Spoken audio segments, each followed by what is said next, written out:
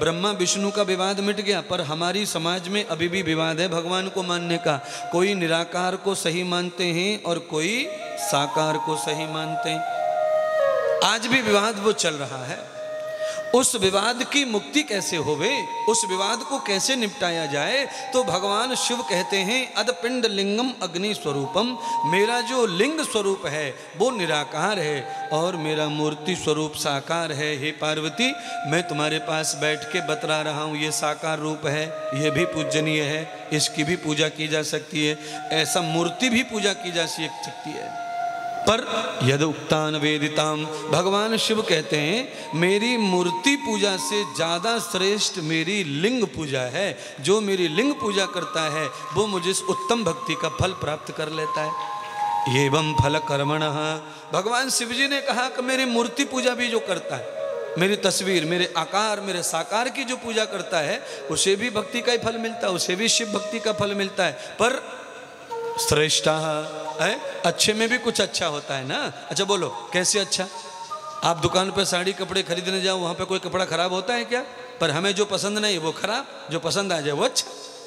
पर दुकान पे थोड़ी खराब है, दुकानदार तो कंपनी से सारे कपड़े अच्छे समझ के लाया है ना। अब ग्राहक को जो पसंद नहीं आता वो खराब रहता है और जो पसंद आ जाए तो वो अच्छा रहता है। ये चला गया, इसने 10 साड़ी फेल की, जब तक ये खरीद के एक लेके गई, दूसरी और आ गई।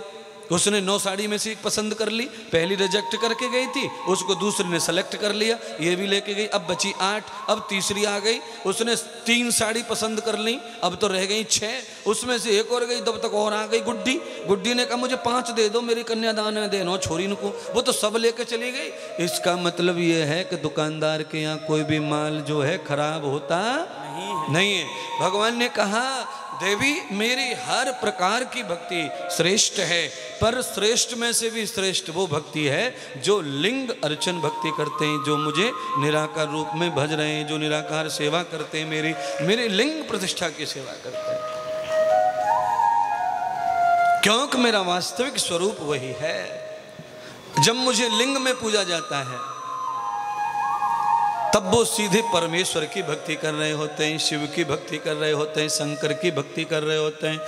और जब मुझे कोई मूर्ति में पूजता है तब वो मेरे रूप की महादेव की भक्ति कर रहे होते हैं, पार्वती के पति की भक्ति कर रहे होते हैं, सती के पति की भक्ति कर रहे होते हैं, काली के पति की भक्ति कर रहे होते हैं, गंगा के पति की भक्ति कर रहे होते हैं, और फिर वो रुद्र की भक्ति कर रहे होते हैं। वो मेरी मूर्ति की भी भक्ति का फल है। पर यदम शंकरम अंशः, ये मेरे सभी शंकर के ही अंश हैं। ये शिव में और रुद्र में कोई बहुत बड़ा अंतर नहीं है। वो देवता है रुद्र और मैं परमेश्वर हूँ।